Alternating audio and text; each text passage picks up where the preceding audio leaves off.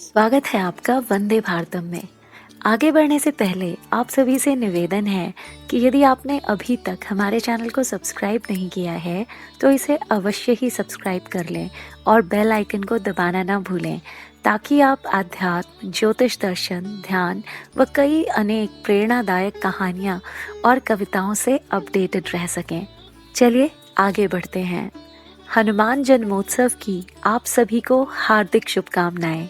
अनेक वर्षों से हम हनुमान जन्मोत्सव मनाते आ रहे हैं, पर क्या कभी ये जानने की जिज्ञासा दिखाई है कि हनुमान जी का दर्शन क्या है, उनका व्यक्तित्व क्या दर्शाता है? मात्र उनकी भक्ति करना ही पर्याप्त है या उनके जैसा बनना, उनके आदर्शों, सिद्धांतों को ग्रहण करना? आइए आज हम सबके प्रेरणा स्रोत श्री महाबली हनुमान जी के दर्शन को समझते हैं। इंद्र के स्वर्गलोक की एक अप्सरा थी पुंजिक स्थला। एक बार इंद्र और ऋषि दुर्वासा किसी बात पर चर्चा कर रहे थे और ये उत्सुकतावश वहां बार बार आ रही थी, जिससे क्रोधित होकर दुर्वासा ऋषि ने श्राप दिया कि जा, तुम मृत्युलोक में वानर रूप में जन्म लेगी। फिर वह धरती पर गिरीज वानर के यहाँ जन्मी। उनका नाम अंजनी पड़ा और बाद में राजा केसरी से उनका विवाह हुआ। इंद्र इंद्रियों की देव अवस्था को दर्शाते हैं, ऋषि ज्ञान को दर्शाते हैं। अर्थात इंद्रियां ऋषि से ज्ञान चर्चा कर रही थी।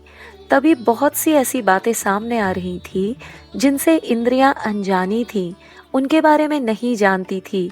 अंजनी, अनजानी, कई सारी, केसरी। तभी राजा केसरी से उनका विवाह दिखाया गया। अब ज्ञान की कई सारी बातें ग्रहण करने के लिए, जानने के लिए हनुमान बनना पड़ता है। तो केसरी और अंजनी के पुत्र हैं हनुमान। केसरी, अंजनी, हनुमान। कई सारी बातें अनजानी होती हैं जिन्हें जानने के लिए हनुमान बनना पड़ता है, विनम्र बनना पड़ता है। हनुमान अपना मान कम करना, अहंकार कम करना, स्वयं को कम ज्ञानी मानना, विनम्र बनना। जो स्वयं को बड़ा ज्ञानी मानेगा वो किसी के आगे झुकेगा कैसे? और बिना झुके विनम्रता नहीं आती, बिना विनम्रता के कुछ ज्ञान नहीं आता। अब जानते हैं कि हनुमान जी ने वानर का रूप ही क्यों चुना। ऐसा इसलिए क्योंकि वानर जिज्ञासा का प्रतीक होते हैं। उनमें सब कुछ छानबीन करके जानने की चाह होती है कि ये क्या है, वो क्या है इत्यादि। तो ज्ञान, राम पाने के लिए पहले जिज्ञासु तो होना पड़ेगा ना। बचपन में एक बार जब हनुमान जी बहुत छोटे थे, तब वह सूरज को लाल फल समझकर उसे खाने के लिए उसकी ओर बढ़े। लाल रंग दर्शाता है गहरी आध्यात्मिकता को, तो इसका अर्थ हुआ कि वे आध्यात्मिक ज्ञान की ओर आकर्षित हुए, उसकी ओर बढ़े। सूरज को खाना मतलब अपने मस्तिष्क की ऊर्जा, गर्मी को कम करना, जिसके पश्चात इंद्र ने वज्र से उनकी हनु अर्थात ठोड़ी पर प्रहार किया, जिसका अर्थ है कि यदि ज्ञान ग्रहण करना है तो अपने मान को थोड़ा कम करो, विनम्र बनो। और फिर विनम्र होने पर उन्हें समस्त देवगण अनेकों आशीर्वाद देते हैं। ब्रह्मा जी वरदान देते हैं कि ये बालक दीर्घायु, महात्मा और सभी प्रकार के ब्रह्म दंडों से अवध्य होगा। युद्ध में कोई भी इसे जीत नहीं पाएगा। यह इच्छा अनुसार रूप धारण कर सकेगा, जहाँ चाहेगा जा सकेगा। इसकी गति इसकी इच्छा के अनुसार तीव्र या मंद हो जाएगी। अर्थात विनम्र होने पर उनको देवताओं जैसे गुण या शक्तियाँ प्राप्त हुई। फिर अपनी माता अंजनी के कहने पर वो सूर्य देव को अपना गुरु मानकर उनसे ज्ञान ग्रहण करने को उनके पास जाते हैं। सूर्यदेव कहते हैं कि वो उन्हें ज्ञान नहीं दे सकते क्योंकि वे सदैव गतिमान हैं, अपनी धुरी पर घूमते रहते हैं। तो यदि हनुमान अपनी गति बढ़ाकर उनके साथ चल सकें तब वे उन्हें ज्ञान दे सकते हैं। हनुमान जी अपने गुरु भगवान सूर्य नारायण का मान रखते हैं और अपनी गति बढ़ा लेते हैं और सूर्य देव के साथ चलते चलते ज्ञान लेते हैं। ये दर्शाता है कि आध्यात्मिक उन्नति हेतु ज्ञान की ओर गुरु की तेजी से बढ़ना चाहिए।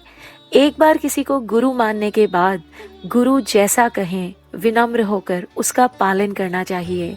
जितना शीघ्र हो उतना जल्दी ज्ञान पाने की ओर अग्रसर रहना चाहिए। अब हनुमान जी सूर्य, विज्ञान और सृष्टि उत्पत्ति का सैद्धांतिक ज्ञान ग्रहण कर चुके थे। उनको देवताओं की दी गई अनेक शक्तियां मिली थी, जिनका वो प्रदर्शन करने लगे थे।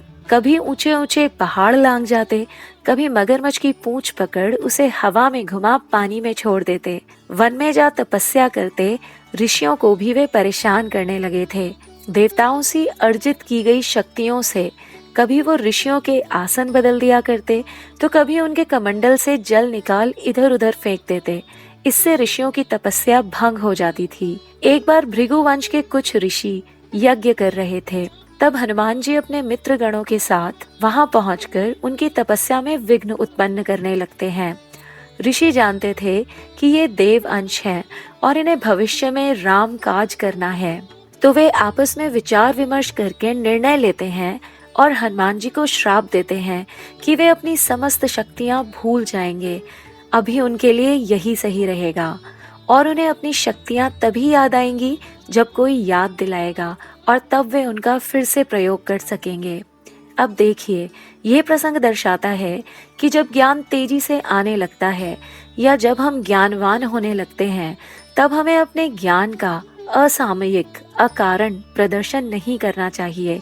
ज्ञान ग्रहण करने के पश्चात अपने अंदर एक ऋषि को जीवित रखना है और ऋषि की भांति विनम्रता और संयम धारण करके राम काज के लिए अर्जित किए हुए ज्ञान व शक्तियों का प्रयोग समाज कल्याण के लिए करना है। विनम्र बनकर ही हनुमान जी शक्ति, ज्ञान, भक्ति एवं विजय के भगवान, बुराई के सर्वोच्च विध्वंसक, भक्तों के रक्षक बने, महावीर, विक्रम, बजरंग बली बने। इतने बड़े बड़े काम करके भी कोई अहंकार नहीं, स्वयं को सदा ही भगवान श्री राम का दास बताते रहे। एक और विशेष बात जानने योग्य है कि हनुमान जी भगवान शंकर का अवतार हैं और उनकी पूंछ माँ पार्वती हैं।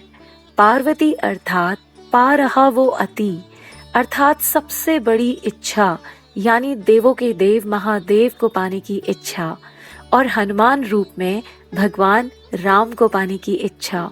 तो हनुमान जी ज्ञान पाने का सूत्र हैं और उनकी सबसे बड़ी इच्छा है कि वो राम जी यानी ओम यानी निराकार ब्रह्म को पाएं। तो दुनिया चले ना श्री राम के बिना और राम जी मिले ना हनुमान के बिना। श्री राम ओम निराकार ब्रह्म के बिना दुनिया का कोई अस्तित्व नहीं, और यदि श्री राम को पाना है तो हनुमान बनना होगा। जय बजरंग बली हनुमान, जय श्री राम।